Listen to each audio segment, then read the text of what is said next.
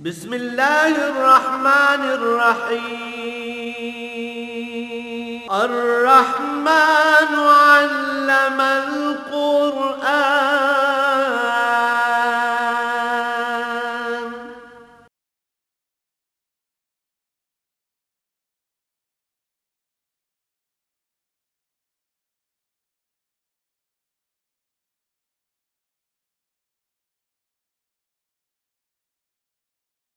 الحمد للہ رب العالمین والصلاة والسلام علی حبیبہ محمد وآلہ وصحبہ اجمعین۔ اعوذ باللہ من الشیطان الرجیم، بسم اللہ الرحمن الرحیم۔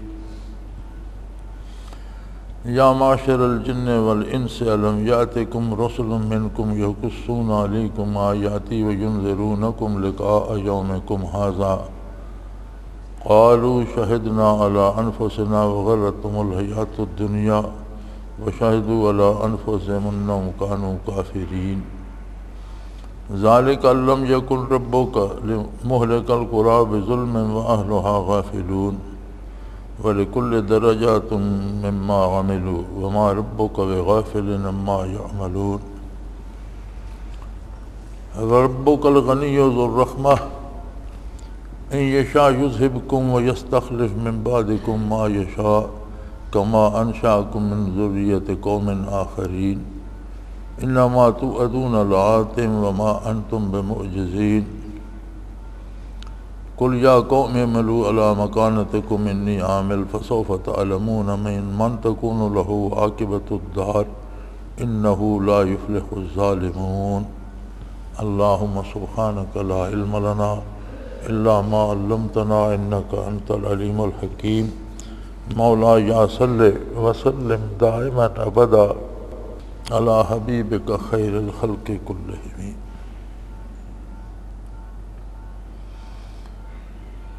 ان آیات مبارکہ کا سادہ با محاورہ ترجمہ یہ ہے کہ اے جنوں کی جماعت اور اے انسانوں کی جماعت، کیا تمہارے پاس اللہ کے رسول تم ہی میں سے نہیں آئے جو تم پر اللہ کی آیات بیان کرتے تھے اور اس دن کے ملاقات سے ڈراتے تھے؟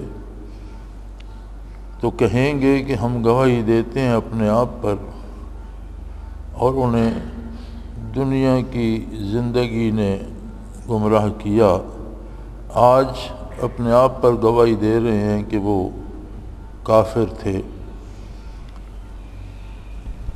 یہ اس لیے کہ اللہ کریم کسی آبادی کو زیادتی کر کے ہلاک نہیں کرتے کہ اس کے رہنے والے غافل ہوں، اور ہر کسی کے عمل کا ایک درجہ ہے، اور تیرا پروردگار کسی کے عمل سے بے خبر نہیں ہے، اور تیرا رب غنی ہے، اسے کسی کی احتیاج نہیں ہے، وہ مستغنی عن الخلائق ہے اور بڑی رحمت والا ہے۔ وہ اگر چاہے تو تم سب کو نابود کر دے اور تمہاری جگہ جسے چاہے اسے پیدا کر دے، جس طرح تمہیں بھی تو اگلوں کی جگہ پیدا کیا، وہ لوگ چلے گئے اور تم ان کی جگہ آ گئے۔ جس چیز کا تم سے وعدہ کیا جاتا ہے یقیناً وہ واقع ہوگی اور تم اسے روک نہیں سکو گے۔ اور فرما دیجئے اے قوم، عمل کرو جو تم چاہتے ہو اپنی جگہ پر، میں جو مجھے اللہ نے بتایا اس پر عمل کر رہا ہوں۔ ان قریب یہ پتہ چل جائے گا کہ آخرت کس کے لیے ہے، اس لیے کہ اللہ ظالموں کو کبھی کامیاب نہیں فرماتا۔ مخلوق جو مکلف ہے وہ چار قسم ہے: انسان، جن، شیطان اور فرشتے۔ شیطان بھی جنوں میں سے ہے، لیکن رد ہو چکا ہے، اس کے پاس توبہ کی گنجائش نہیں ہے، اس کی توبہ قبول نہیں ہوتی، نہ اسے توبہ کی توفیق ہوتی ہے۔ لیکن اکثر کتب میں علماء نے لکھا ہے کہ شیطان کی نسل سے جو ہیں ان میں سے بعض توبہ کر لیتے ہیں اور ان کی توبہ منظور بھی ہو جاتی ہے. خود شیطان کی توبہ قبول نہیں ہوتی، نہ اسے توبہ کی توفیق ہوتی ہے. تو اس طرح سے دیکھا جائے تو ایک الگ قسم شیاطین کی بنتی ہے. تو قیامت کو یہ پوچھا جائے گا کہ اے جنوں کے گروہ اور اے انسانوں کی جماعت، چونکہ جن ہزاروں سال انسانوں سے پہلے زمین پر آباد تھے. یہاں ایک بحث یہ بھی ہوتی ہے کہ کیا جنوں میں بھی نبوت تھی، کیونکہ اللہ کریم فرماتے ہیں کہ کسی بستی کو غفلت میں ہلاک نہیں کیا جاتا، ان کی طرف پیغام بھیجا جاتا ہے، انہیں ان کی رہنمائی کی جاتی ہے. تو یہ جو ہزاروں سال آدم علیہ السلام سے پہلے زمین پر رہے، کیا ان میں بھی نبوت تھی؟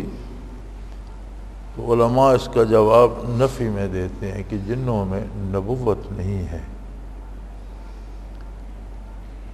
اور اس کی دلیل دیتے ہیں کہ جب اللہ کریم نے یہ فرمایا کہ ازل میں جب روحوں سے میثاق لیا گیا، ارواح سے اور انسانوں سے، الستُ بربکم کا میثاق جب کیا میں تمہارا پروردگار نہیں ہوں، قالوا بلی، سب نے کہا، تو وہاں انبیاء سے بھی عہد لیا گیا حضور اکرم صلی اللہ علیہ وسلم کے اتباع اور آپ کی تائید کا. تو اس میں جنوں کا کوئی تذکرہ نہیں ہے، حالانکہ وہاں اگلے پچھلے تمام انبیاء سے عہد لیا گیا. اگر جنوں میں کوئی نبی ہوتے تو ان کا ذکر وہاں بھی ہوتا. ہاں یہ ہوتا تھا کہ زمین پر جنات آباد تھے،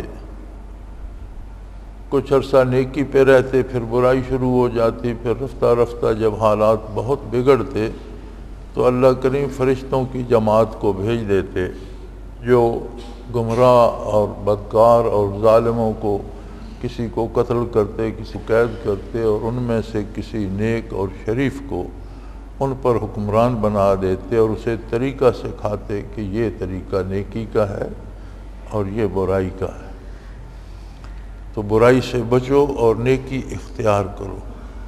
تو اصطلاحاً انہیں بھی رسول یعنی پیغام پہنچانے والا کہہ دیا گیا، ورنہ جس طرح انسانوں میں نبوت اور اس کی استعداد ہے کہ ان پر وحی کا نزول ہوتا ہے یا مکالمہ باری سے سرفراز ہوتے ہیں، وہ جنوں میں نہیں ہے.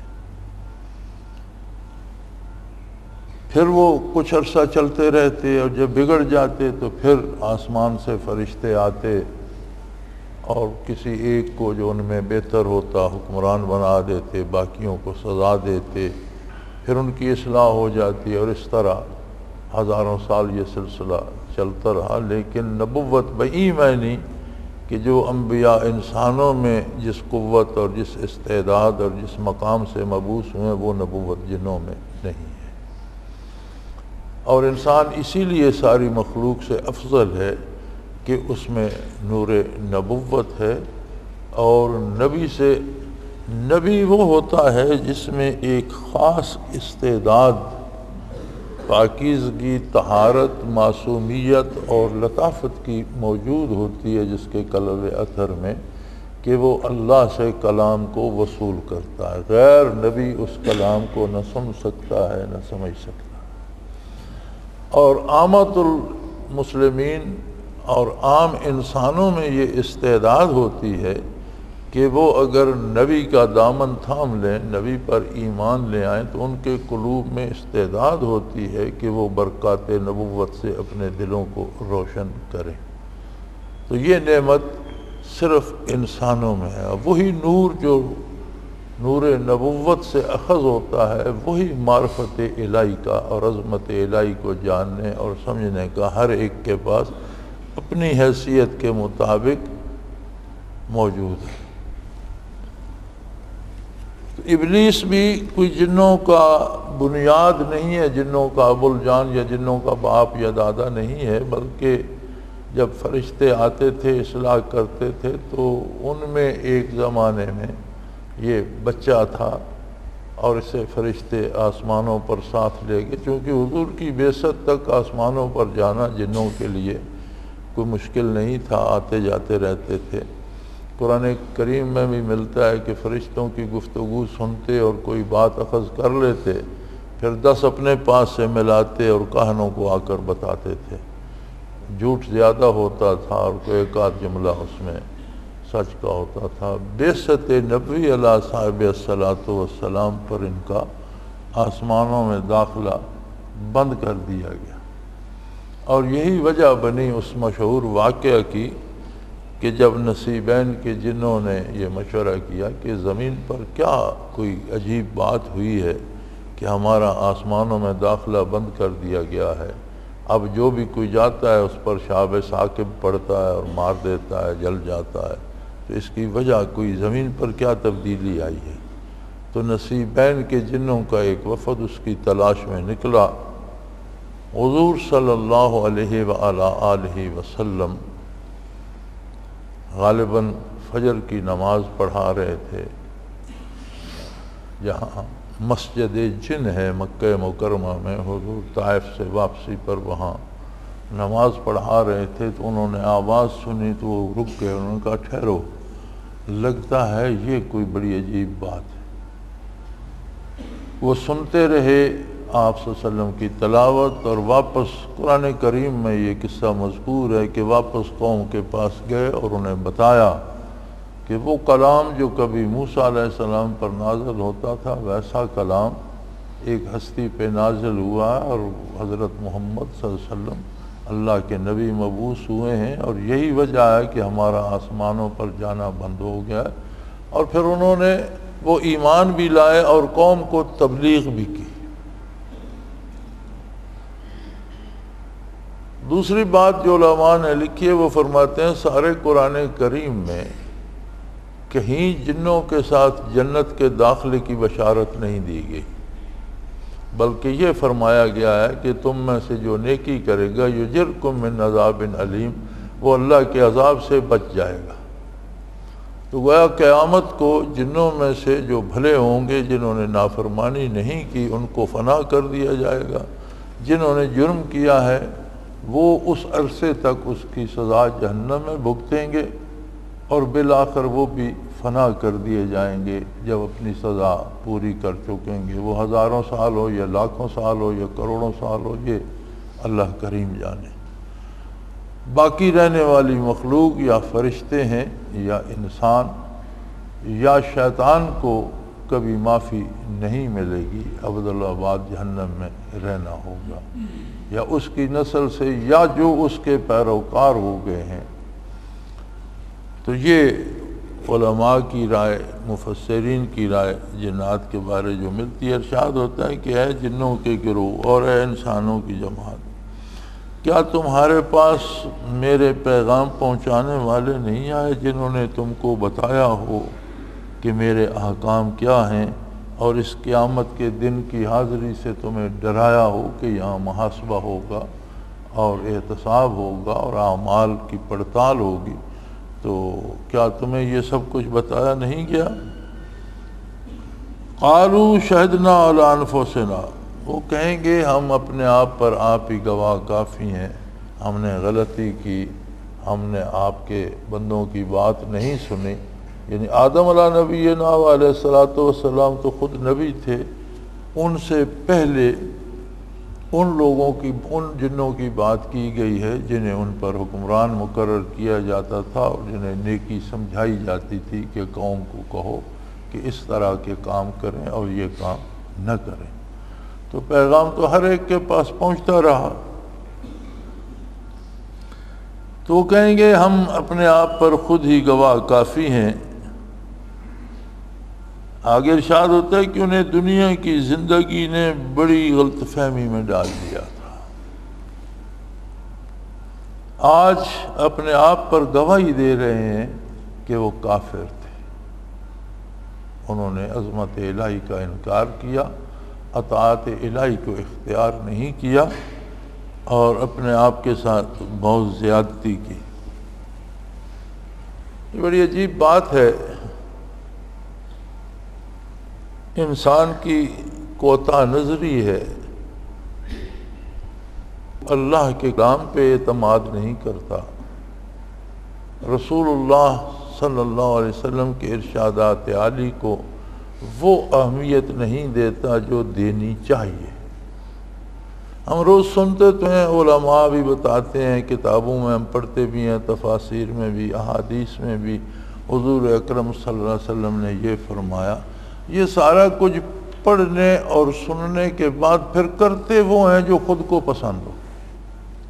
یہ بڑی عجیب بات ہے، بالخصوص ہمارے لیے جو ہم اپنے آپ کو مسلمان کہتے ہیں، اللہ کی توحید پہ ایمان رکھتے ہیں، حضور اکرم صلی اللہ علیہ وسلم کی رسالت پہ ایمان رکھتے ہیں، تو ایمان بالرسالت کا تقاضا یہ ہے کہ رسول اللہ صلی اللہ علیہ وسلم کی رسالت کو ماننے کا حق تب ادا ہوتا ہے کہ جب آپ کا حکم پہنچے تو ہم سر تسلیم خم کر دیں، نہ اس پہ کوئی عذر ہو، نہ اعتراض ہو، نہ کوئی متبادل حیلے حوالے تراش کریں، بلکہ پورے خلوص دل سے اس پہ سر تسلیم خم کر دیں کہ یہ ایسا ہی کروں گا جیسا حضور نے فرمایا ہے۔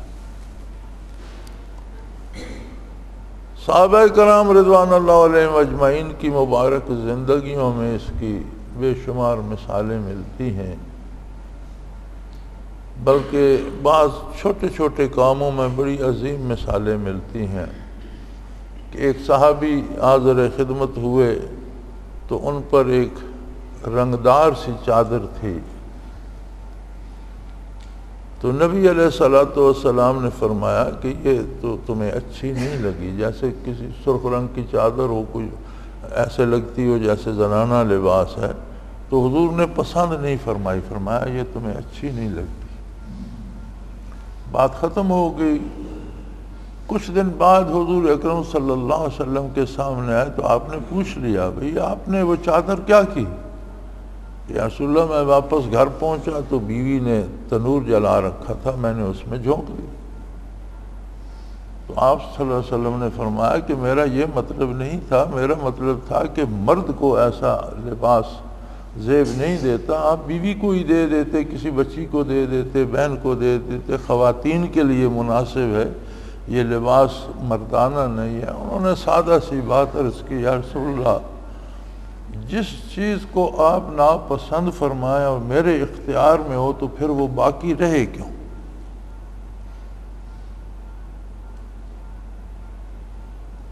جب آپ نے فرمایا کہ یہ اچھی نہیں ہے تو پھر وہ کیوں میرے گھر میں کیوں رہے؟ میں نے اسے آگ میں جھونک دیا۔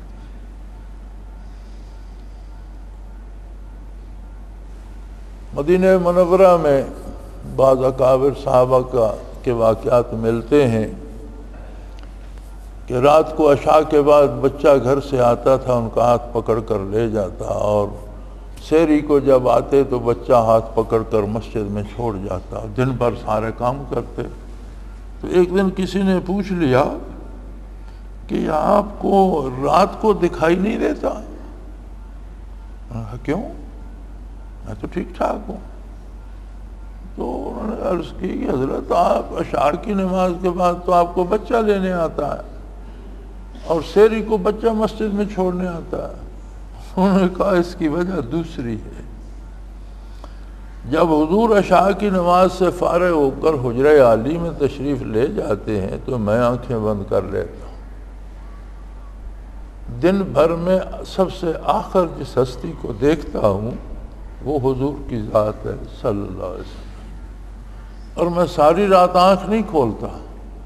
سحری کو بچہ مجھے انہیں بند آنکھوں سے مسجد میں چھوڑ جاتا ہے۔ جب حضور مسجد میں جلوہ افروز ہوتے ہیں اور مجھے پتہ چلتا ہے کہ حضور تشریف لے آئے تو میں آنکھ کھولتا ہوں کہ دن میرا حضور کی زیارت سے شروع ہو، میری نظر حضور پر پڑے، پھر میں سارے دن کے معاملات کرتا رہتا ہوں۔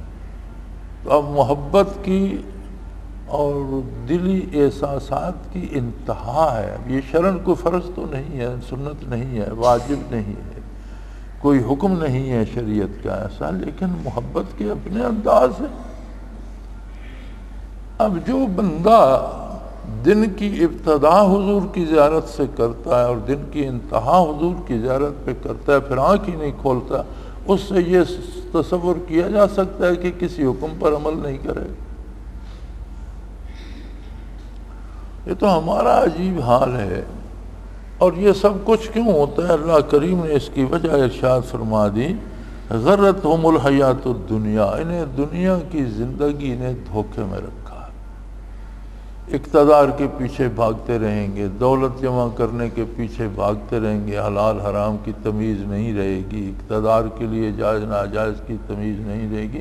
اور یہ بڑی عجیب بات ہے، جن لوگوں کو صدر، وزیر اعظم، وزیر یا رکن پارلیمنٹ بننا ہوتا ہے، ان میں بھی لالچ ہر جائز ناجائز ذریعے سے وہاں تک پہنچنا چاہتے ہیں۔ اور بڑی عجیب بات ہے کہ غریب اور مزدور بھی ناجائز ذریعے سے کچھ نہ کچھ حاصل کرنا چاہتا ہے کہ میرے پاس پیسے زیادہ ہو جائیں، میرا مکان ایسا ہو جائے، کچا ہے تو پکا ہو جائے، پکا ہے تو اس پر پلستر ہو جائے، اس پر چھت اگر لوہے کی ہے تو لنٹر پڑ جائے۔ یعنی اس کی آرزویں بھی ختم نہیں ہوتی کہ گزارا ہو رہا ہے، جو چل رہا ہے ٹھیک ہے، یا اللہ نے وسعت دی تو کر لوں گا، ناجائز ذرائع استعمال نہ کروں۔ مکان بنانا منع نہیں ہے، لباس پہننا منع نہیں ہے، اس کے لیے ناجائز ذرائع استعمال کرنا منع ہے۔ اسلام نے زندگی کی کسی ضرورت سے روکا نہیں ہے، لیکن ایک معیار مقرر کیا ہے کہ جائز وسائل سے حلال کما کر اچھا کھاؤ، اچھا پہنو، دوسرے کا حق چھین کر نہیں۔ تو دنیا کے لالچ میں ہم جائز ناجائز کو بھول جاتے ہیں اور دوسروں کے حقوق چھین کر ان پر اپنے گھر کی، اپنے لذات کی اور اپنے عیش و عشرت کی بنیاد رکھتے ہیں، جو سراسر اللہ کی نافرمانی ہے۔ اور پھر یہ نافرمانی جب بڑھتی ہے، گناہ جو ہوتا ہے، اسے علماء حق لکھتے ہیں کہ یہ مفضی الی الکفر ہوتا ہے، یعنی کفر کی طرف کھینچ کر لے جانے کا سبب بن جاتا ہے۔ کہ گناہ اگر کوئی کرتا ہے اور مسلسل کرتا رہے تو بالآخر اس کے ہاتھ سے عقیدے کی ڈور بھی نکل جاتی ہے، ایمان بھی چلا جاتا ہے، یعنی گناہ مفضی الی الکفر ہوتا ہے۔ علماء حق فرماتے ہیں کسی سے غلطی ہو جائے وہ توبہ کرے، توبہ کا مطلب ہوتا ہے کہ آئندہ اس گناہ کو نہ کرے اور اللہ سے بخشش چاہے تو اللہ کریم معاف فرما دیتے ہیں۔ لیکن اگر گناہ پہ گناہ کرتا چلا جائے تو دل سیاہ ہوتا جاتا ہے، حتیٰ کہ ایک وقت آتا ہے کہ پھر اللہ اس پہ مہر کر دیتا ہے، پھر توبہ کی توفیق بھی نصیب نہیں ہوتی۔ اور اسی طرح زندگی ضائع کر کے دنیا سے چلا جاتا ہے، آخرت کے لیے بنایا ہی کچھ نہیں، جو ایمان تھا وہ بھی ضائع کر بیٹھا۔ تو ایسی ہی مخلوق کو جنوں اور انسانوں میں سے جمع کیا جائے گا جو ایمان ضائع کر کے گئے ہیں۔ یہ ان کی بات ہو رہی ہے کہ جنہوں نے دنیا کے لالچ میں آ کر اور دنیا کی عیش و عشرت میں کھو کر اور دنیا کے مال و منال میں کھو کر اللہ کی عظمت کو بھلا دیا، ان کو جمع کر کے پوچھا جائے گا کہ سناؤ بھی کیا کرتے رہے تم؟ تو وہ کہیں گے یا اللہ کسی غیر کی گواہی کی ضرورت نہیں، ہم خود اس بات کو تسلیم کرتے ہیں کہ ہم دنیا کے پیچھے بھاگتے رہے اور تیرے احکام کو نظر انداز کر دیا، حتیٰ کہ تیری عظمت کو ماننے سے بھی انکار کر دیا اور ہم کفر میں ڈوب گئے۔ فرمایا شہدوا علی انفسہم انہم کانوا کافرین، اپنے آپ پر گواہی دیں گے کہ بے شک وہ کافر تھے۔ ذالک لم یکن ربک مہلک القری بظلم واہلھا غافلون، اور یہ اتنی پڑتال اور تحقیق اور ان سے اقبال جرم کرایا جائے گا اس لیے کہ اللہ کریم کسی پر رائے برابر زیادتی نہیں کرنا چاہتے۔ کسی کو اس طرح بھی اللہ ہلاک نہیں فرمانا چاہتے کہ ان کے پاس اللہ کا پیغام اور اللہ کی بات پہنچے ہی نہیں اور وہ مانیں گے کیا۔ لہذا اللہ کریم ایسے اسباب بناتے ہیں کہ ہر ایک کے کان تک وہ آواز کسی نہ کسی ذریعے سے پہنچتی رہتی ہے۔ انبیاء علیہ السلام جتنے بھی مبعوث ہوئے حضور اکرم صلی اللہ علیہ وسلم سے پہلے، ہر قوم میں اللہ کریم فرماتے ہیں اور ہر بڑے شہر میں ہم نے نبی بھیجا اور پے بپے انبیاء بھیجے، اور پھر جب آپ صلی اللہ علیہ وسلم مبعوث ہوئے تو پوری کائنات، پوری انسانیت اور پورے زمانوں کے لیے ہمیشہ تک کے لیے مبعوث ہوئے۔ اب یہ کتنی عجیب بات ہے کہ ایک ہستی سارائے عرب میں مبعوث ہوتی ہے جو دنیا سے الگ، اس زمانے میں تو نہ ہوائی جہاز تھے، نہ بحری جہاز تھے، نہ کوئی ریل تھی، نہ گاڑی تھی، پیدل سفر ہوتے تھے یا اونٹ گھوڑے پر ہوتے تھے، تو دور دراز عرب کے ایک صحرا میں حضور مبعوث ہوئے اور پوری انسانیت کی طرف مبعوث ہوئے، اور زندگی بھر حضور اکرم صلی اللہ علیہ وسلم جزیرہ نما عرب سے باہر تشریف نہیں لے گئے، لیکن آپ صلی اللہ علیہ وسلم کا پیغام آپ کی حیات مبارکہ میں سلاطین عجم تک پہنچ گیا، حضور نے گرامی نامے لکھے، اور پھر نبی کریم صلی اللہ علیہ وسلم کے پردہ فرمانے کے بعد 23 برس قرآن کریم نازل ہوتا رہا، اعلان نبوت کے بعد 23 برس حضور اس عالم فانی میں جلوہ گر رہے۔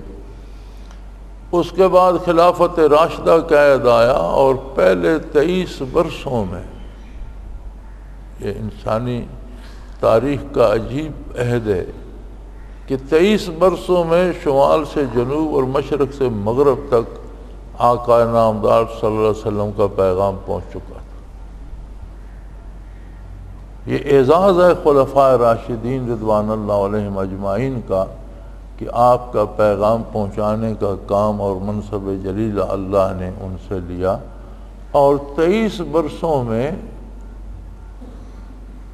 سائبیریا سے افریقہ تک اور ہسپانیہ سے چین تک فتوحات اسلامیہ پہنچ چکی تھی، یعنی معلوم دنیا کے 3 حصے مسلمانوں کے زیر نگیں آ چکے تھے، اور 1/4 جو باقی تھی، کیا وہاں وہ پیغام نہیں پہنچا ہوگا جس نے دنیا معلوم کے 3 حصے پر غلبہ حاصل کر لیا تھا؟ اور تب سے لے کر اب تک شمال سے جنوب اور مشرق سے مغرب تک کوئی ایسا لمحہ نہیں کہ روئے زمین کے کسی نہ کسی شہر میں، کسی نہ کسی گوشے میں یہ آواز بلند نہ ہو رہی ہو، اشہد ان لا الہ الا اللہ، اشہد ان محمد الرسول۔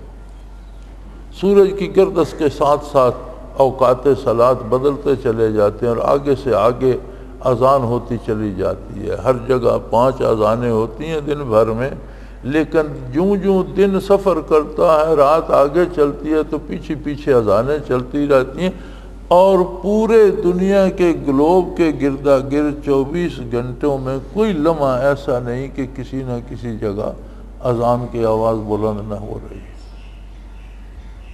یعنی ہر بندے تک پیغام پہنچ رہا ہے۔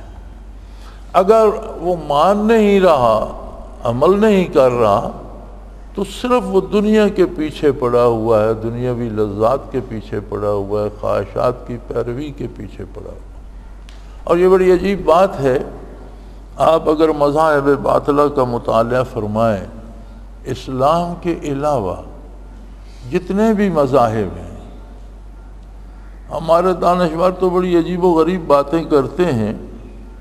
اگلے دن ٹیلی ویژن پر ایک صاحب فرما رہے تھے، حالانکہ انہوں نے چھوٹی چھوٹی داڑھی بھی رکھی ہوئی تھی اور داڑھی بھی سفید تھی، تو فرما رہے تھے کہ یہ سارے مذہب اللہ ہی کے ہیں، کوئی ہندو ہے، کوئی عیسائی ہے، کوئی یہودی ہے، کوئی سکھ ہے، کوئی مسلمان ہے، تو یہ سارے مذہب اللہ کے لیے ہیں، اور یہ گلدستہ بن جاتا ہے اور اللہ بڑا خوش ہوتا ہوگا اس گلدستے کو دیکھ کر۔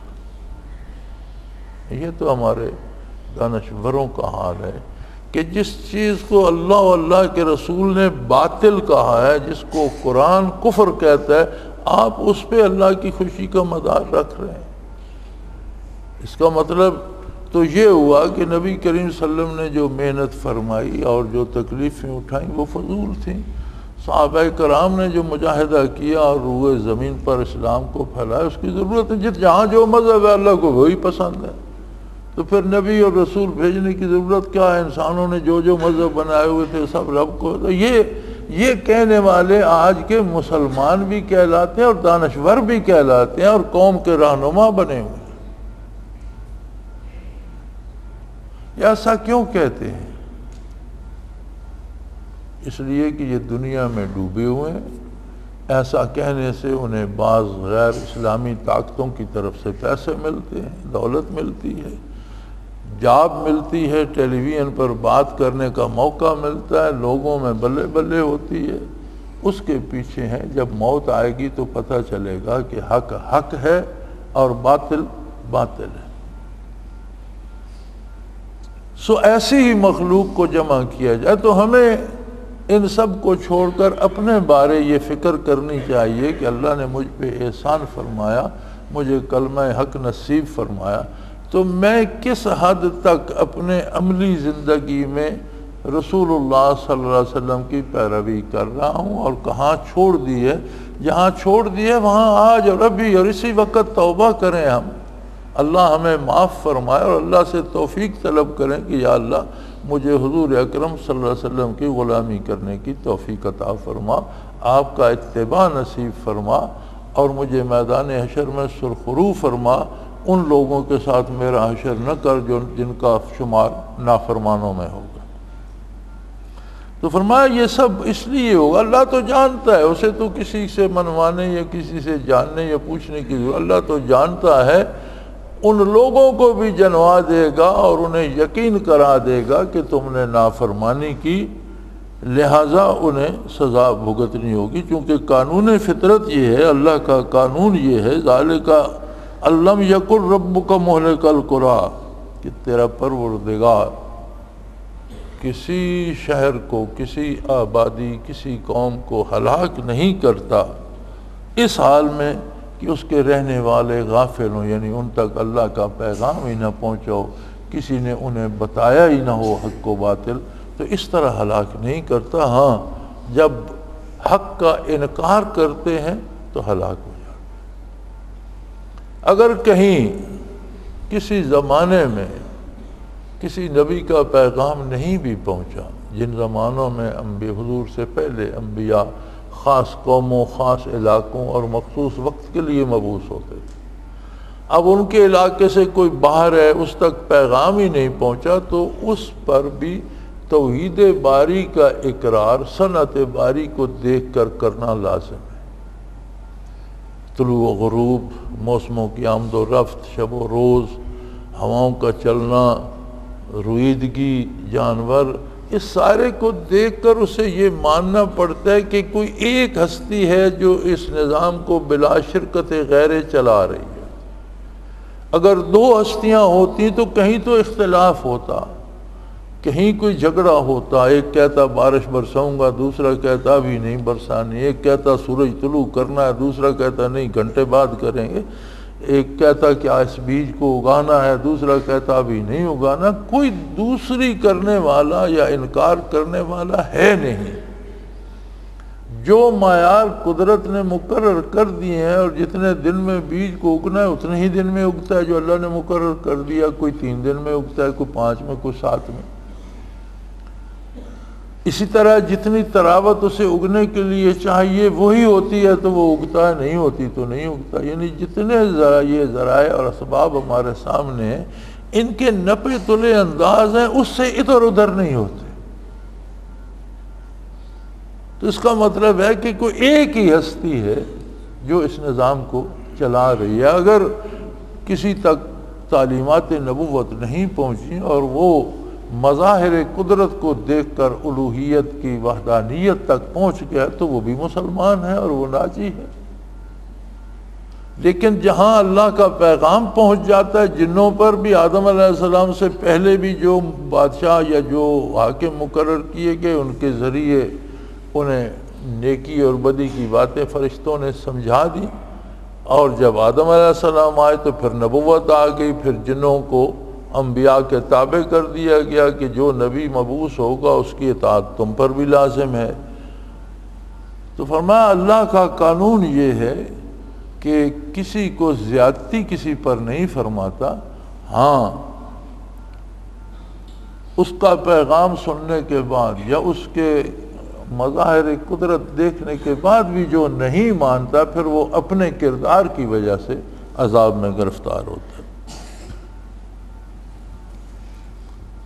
وَلِكُلٍّ دَرَجَاتٍ مِّمَّا عَمِلُوا،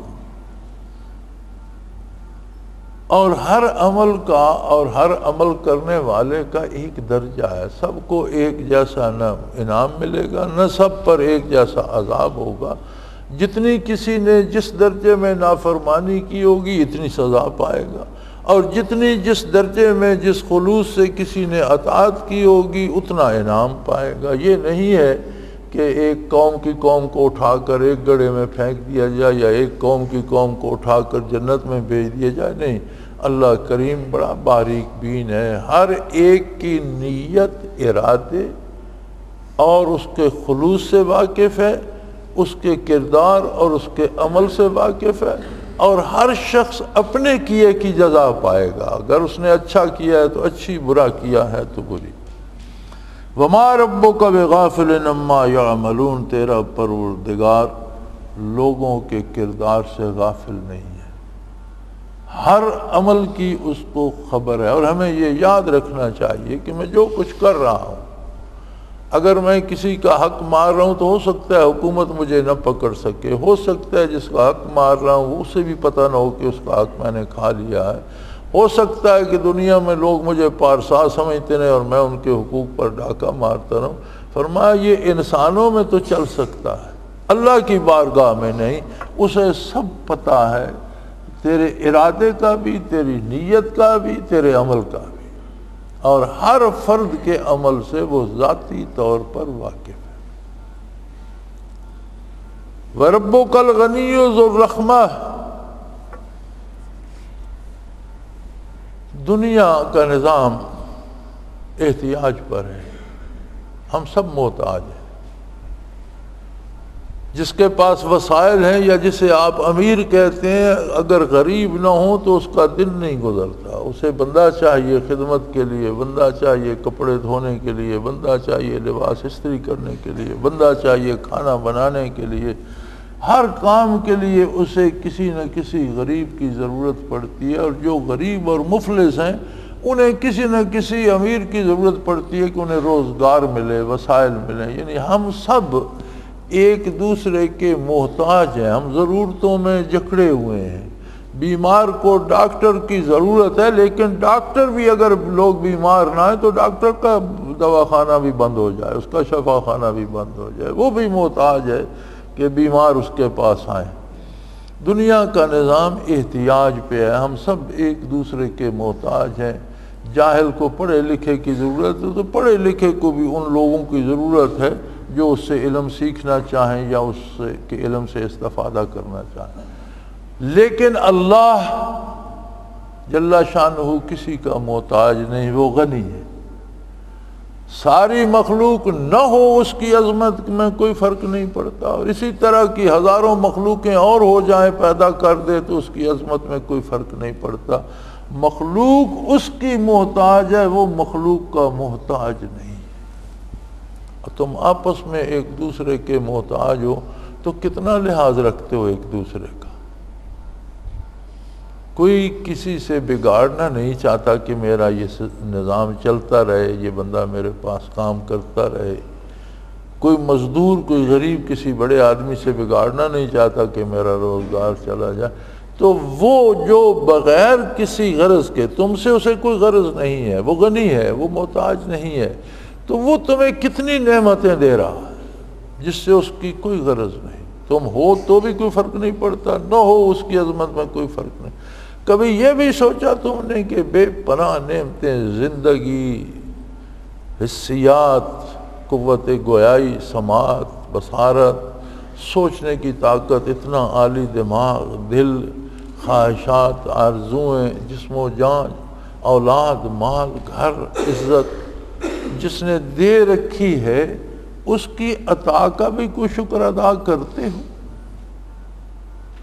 وہ تو غنی ہے اور ذو الرحمہ، بہت بڑی رحمت والا ہے۔ تم تھوڑا سا شکر ادا کرو، وہ بے شمار اجر عطا فرماتا ہے۔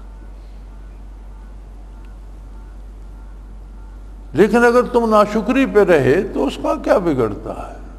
اس کا نقصان تمہیں آئے گا۔ اللہ کی ناشکری آخر انسان کو لے ڈوبتی ہے، جب وہ چاہے گا یذہبکم، تم سب کو فنا کر دے گا، اور تمہارے بعد جسے چاہے گا نئی قوم کو پیدا کر دے گا، نئے لوگ آ جائیں گے۔ بالکل اسی طرح آگے ارشاد فرمایا کما انشأکم من ذریۃ قوم آخرین، جس طرح تمہیں پہلوں کی نسل سے پیدا کر دیا۔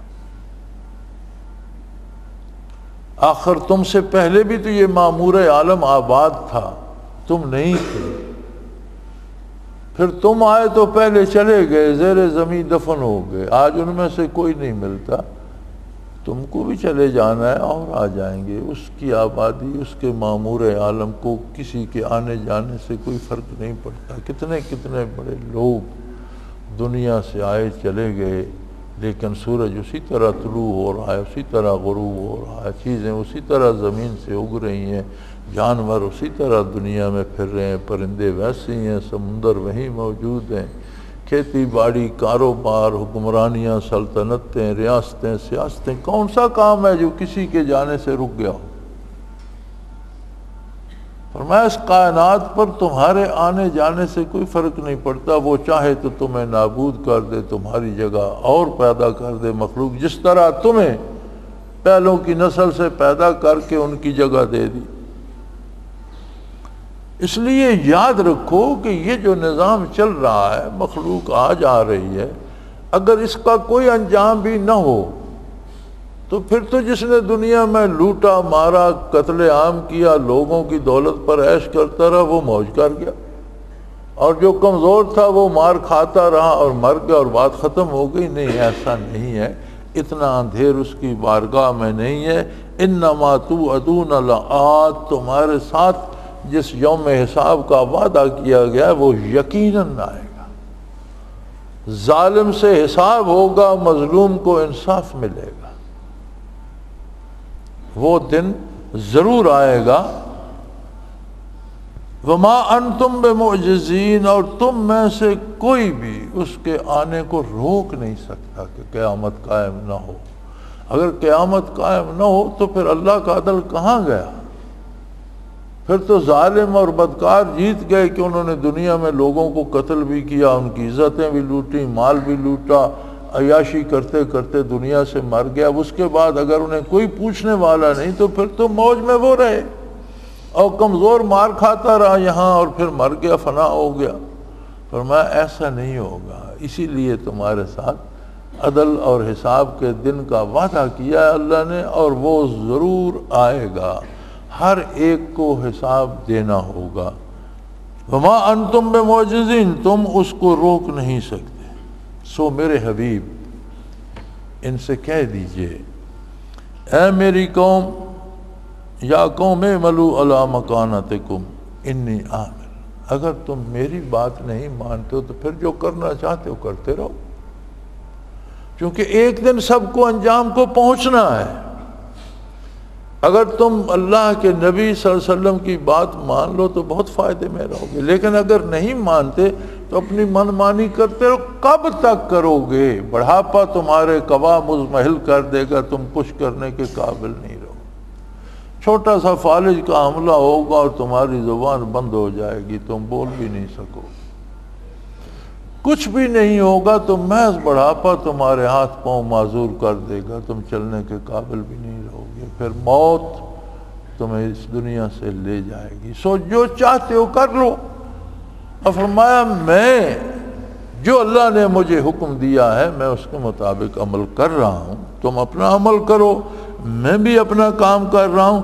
فَسَوْفَ تَعْلَمُونَ مَنْ تَكُونُ لَهُ عَاقِبَةُ الدَّارِ، بہت جلدی اس بات کا فیصلہ ہو جائے گا کہ آخرت میں کون اپنے سلامتی کے گھر میں پہنچا، کس کا کردار ایسا تھا کہ وہ اپنے گھر پہنچا۔ یعنی انسان کا گھر تو اللہ نے جنت، مومن کا گھر تو جنت ہے، اور جہنم کے لیے قرآن نے فرمایا ہے اعدت للکافرین، بنائی گئی ہے کافروں کے لیے۔ یعنی جہنم مسلمانوں کے لیے نہیں بنی۔ اب کتنا ہی بڑا بدبخت ہے کہ جسے اللہ اسلام نصیب کرے اور وہ اپنا کردار کافروں جیسا اختیار کر کے، تو بہت بد نصیب جو ہے وہ دنیا میں ایمان بھی ضائع کر جائے گا اور ہمیشہ جہنم میں رہے گا۔ جو بنی تو کافروں کے لیے تھی، یہ پیدا مسلمانوں کے گھر میں ہوا اور اپنے برائی اور بد کرداری کی وجہ سے ادھر چلا گیا۔ تو فرمایا آخرت میں جا کر پتہ چلے گا کہ آخرت کس کے لیے مفید ثابت ہوئی اور کس کو وہاں کامیابی نصیب ہوئی۔ اس لیے کہ یہ اصول ہے انہو لا یفلح الظالمون، اللہ ظلم کرنے والوں کو کبھی ان کی بہتری نہیں کرتا، کبھی انہیں کامیابی نہیں ملتی اور آخرت کی ناکامی ان کا مقدر بن جاتی۔ اور سب سے بڑا ظلم شرک ہے، ان الشرک لظلم عظیم، اللہ کے ساتھ کسی اس کی ذات یا صفات میں کسی دوسرے کو شریک کرنا سب سے بڑا ظلم ہے۔ پھر ہر حکم کی اہمیت کے مطابق اس کی نافرمانی اتنا ہی ظلم ہے۔ فرض کا ترک کرنا کی اہمیت کے مطابق جرم ہے، سنت کا سنت کے مطابق، واجب کا واجب کے مطابق، مستحب کا مستحب کے مطابق۔ گویا یہ زندگی ایک جد مسلسل ہے، ہم اثناء سفر میں ہیں اور ہمیں گھر پہنچنا ہے۔ اب اگر کوئی حضور اکرم صلی اللہ علیہ وسلم کے بتائے ہوئے راستے پر ان آداب اور ان قواعد کے ساتھ چلے گا جو حضور نے فرما دیے، تو وہ سلامتی سے اپنے گھر پہنچ جائے گا۔ اور اگر کوئی لاپرواہی کرے گا، جہاں جی چاہا اپنی سواری کی باغ موڑ لی اور سیر سپاٹے میں اور جنگلوں میں گم ہو گئے، تو وہ پھر تباہی کے سوا اس کا کوئی انجام نہیں۔ حضور اکرم صلی اللہ علیہ وسلم کے ارشاد عالی کا مفہوم ہے کن فی الدنیا کانک غریب، دنیا میں ایسے رہو جیسے تم اثناء سفر میں ہو، مسافر ہو، او عابر و سبیل، یا راہ چلتے لوگ ہو تم۔ وعد نفسک من اہل القبور، اپنے آپ کو قبروں میں رہنے والوں میں شامل رکھو کہ مجھے قبر میں جانا ہے، میں بھی ان میں سے ہوں جو قبر میں چلے گئے، وہ پہلے چلے گئے، مجھے چندے بعد جانا ہے۔ تو اپنے کردار پہ یہ نظر رکھو کہ جب قبر میں جاؤ تو وہ کردار تمہارے لیے نافع ہو، کامیابی کا سبب بنے اور تمہیں وہاں نجات نصیب ہو، اللہ کی رحمت نصیب ہو۔ ایسے عمل دنیا میں تو تم مسافر ہو، راہ چلتے چلتے دنیا کو چمٹے رہو گے تو کتنی جمع کر لو گے، چھوڑ کے چلے جاؤ گے۔ وآخر دعوانا ان الحمدللہ رب العالمین۔ جن احباب کی سنتیں رہتی ہیں ادا فرمائیں۔ اللہ اللہ اللہ اللہ اللہ اللہ اللہ اللہ۔ حضرت امیر محمد اکرم آوان مد ظلہ العالی دارالعرفان منارہ ضلع چکوال میں سالہ سال سے قرآن و حدیث کے اوپر خطابات کر رہے ہیں اور سلسلہ نقشبندیہ اویسیہ کے مطابق لوگوں کو ذکر الہی کی تربیت دے رہے ہیں۔ وہ قرآن پاک کی تفسیر ترتیب وار بیان کر رہے ہیں۔ تفسیر قرآن کو وہ موجودہ ملکی اور بین الاقوامی حالات کے مطابق بیان کرتے ہیں۔ موٹر وے سے کلر کہار کے انٹرچینج سے نکلتے ہوئے، کلر کہار کی جھیل سے ہوتے ہوئے، میانی، بوچھال اور نورپور سے گزرتے ہوئے دارالعرفان منارہ پہنچ سکتے ہیں۔ حضرت امیر محمد اکرم آوان نے بچیوں اور بچوں کی دینی اور دنیاوی تعلیم کے لیے سقارہ اکیڈمی کے نام سے ایک درسگاہ بھی قائم کی ہے، جس کا افتتاح ملک پاکستان کے صدر جنرل محمد ضیاء الحق نے اپنے دست مبارک سے کیا تھا۔ وہ تمام احباب جو اسلام کی طلب رکھتے ہیں ان سے گزارش ہے کہ دارالعرفان منارہ ضلع چکوال میں امیر محمد اکرم آوان صاحب کے خطابات سے مستفید ہوں۔ وہ ہر جمعے کو نماز سے پہلے بیان فرماتے ہیں۔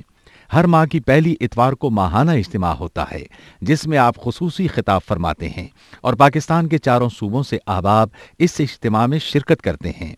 اس کے علاوہ یہاں سال میں 2 مرکزی اجتماعات بھی ہوتے ہیں، ایک رمضان المبارک میں اعتکاف کا اجتماع اور دوسرا جولائی اور اگست میں 40 دن کا اجتماع ہوتا ہے جس میں روحانی تربیت کی جاتی ہے۔ اپنا خون سیماب دے کر اتنا ہم کر جائیں گے، نام آقا کا چمن میں پھر رقم کر جائیں گے۔